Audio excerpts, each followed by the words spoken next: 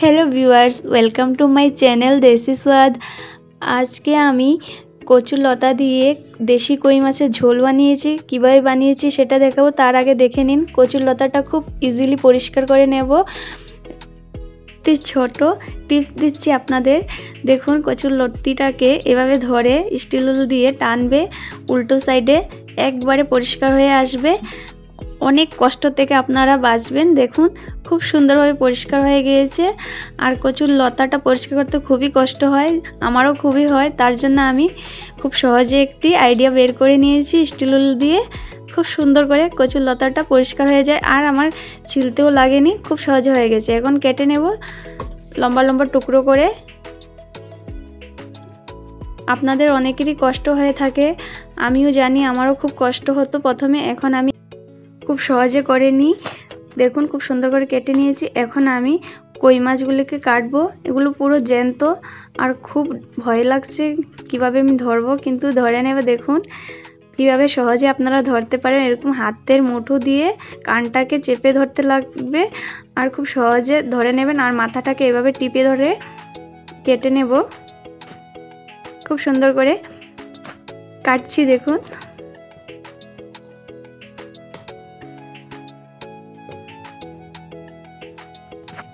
জ্যান্ত মাছ কাটতে খুবই কষ্ট হয়, বিশেষ করে কই মাছ তো খুব হাতে কাটা লাগে, বাপরে অনেক ভয় লাগে। তাও আমি কাটছি।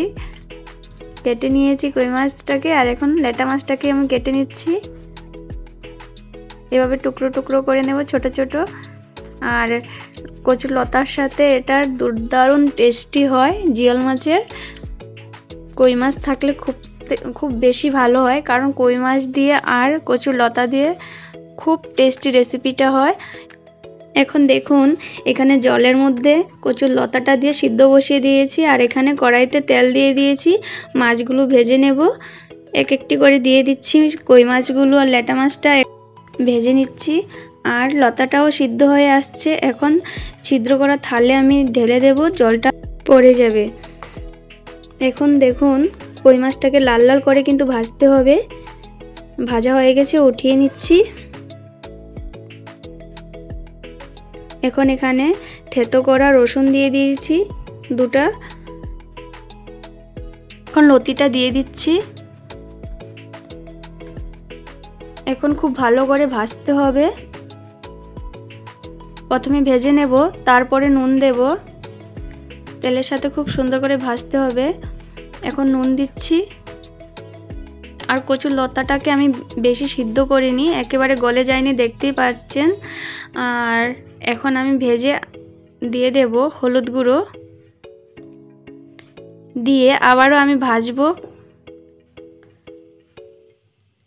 ভাজাটা ভালো করে করতে হবে।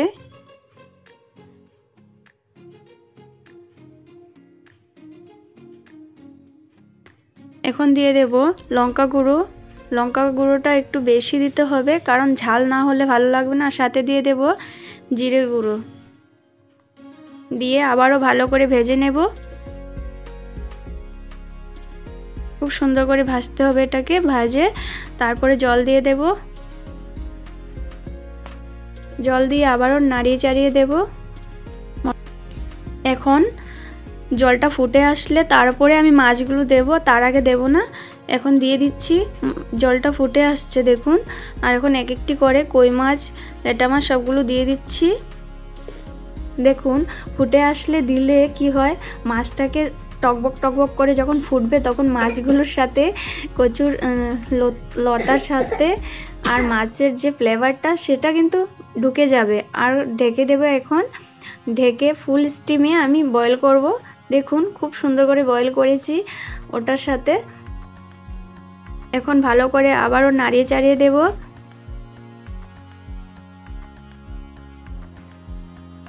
দেখুন লতাটা কিন্তু সিদ্ধ হয়ে আছে, কিন্তু গলে যায়নি। মাছের ফ্লেভারটা খুব দারুণভাবে মিশছে, তার জন্য আমি আর একটু সিদ্ধ করে নিচ্ছি। এখন হয়ে গেছে, গ্যাসটা অফ করে দিয়েছি, উঠিয়ে নেব সবজিটা। খুব টেস্টি, দারুণ টেস্ট হয়। আপনারা ঘরে বানিয়ে খাবেন। দেখুন কালারটাও খুব দারুণ এসেছে। রেসিপিটি ভালো লাগলে লাইক করবেন।